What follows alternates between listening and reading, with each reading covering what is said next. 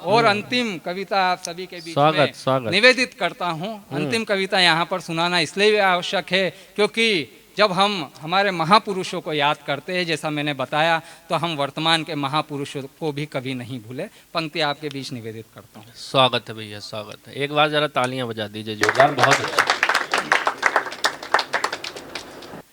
इसकी भूमिका केवल इतनी सी है भाई साहब कि एक सैनिक का शव जब घर के आंगन में तिरंगे में लिपट कर आता है, हाँ, तब उस माँ, उस बहन, उस पत्नी और उस बेटी की क्या मनोदशा होती होगी। पंक्तियां सीधे सीधे आपके बीच निवेदित करता हूँ।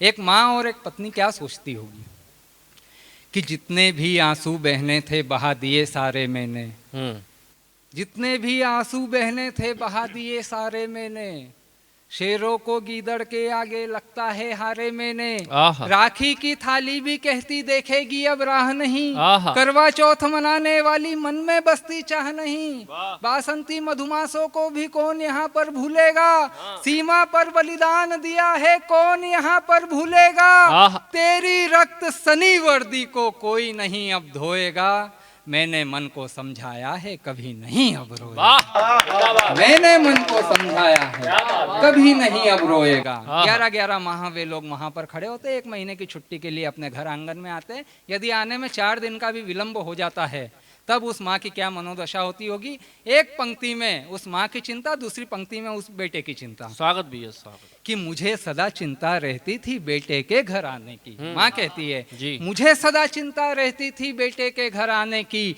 अचल शिखर पर उसको चिंता माँ की लाज बचाने की, बेटा तो लौटा है घर में और तिरंगा लेटा है, सजी चिता नारे लगते हैं भारत माँ का बेटा है, लेकिन इस घर से भी पूछो जो अंदर से रोया है, माथे का सिंदूर गया है दाना पानी खोया है, माना इस घटना में फिर से हमने बाजी मारी है, लेकिन देख सको तो देखो ममता मेरी हारी, वाह वाह, लेकिन देख सको तो देखो ममता मेरी हारी है, तू तो और तिरंगा सोया कैसे ये घर सोएगा, मैंने मन को समझाया है कभी नहीं अब। बहुत बढ़िया। अंतिम बंद आप सभी के बीच में रखता हूँ। इस कविता का, अपने काव्य पाठ का अंतिम बंद आप सभी के बीच में।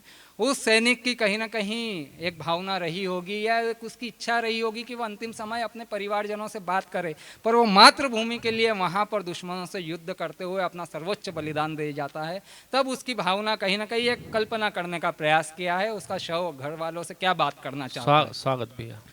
कि मुझको कोई चाह नहीं है सरकारी दरबारों से, ना ही कोई आशा रखता हूं मैं रिश्तेदारों से, ना ही कोई आशा रखता हूं मैं रिश्तेदारों से, सुनो पिताजी अंतिम बारी कांधे पर मुझको लेना, बचपन में जैसे घुमवाते सारा गांव घुमा देना, मेरी बहना क्यों रोती है राखी तू लेकर आना, मेरी प्यारी बंदूकों से रक्षा पर्व मना जाना, माँ तू चिंता बिल्कुल ना कर मैं फिर वापस आऊंगा, अब के पोता तेरा बनकर मैं सरहद पर जाऊंगा। बहुत बढ़िया। अब के पोता तेरा बनकर मैं सरहद पर जाऊंगा, मैं सरहद पर जाऊंगा।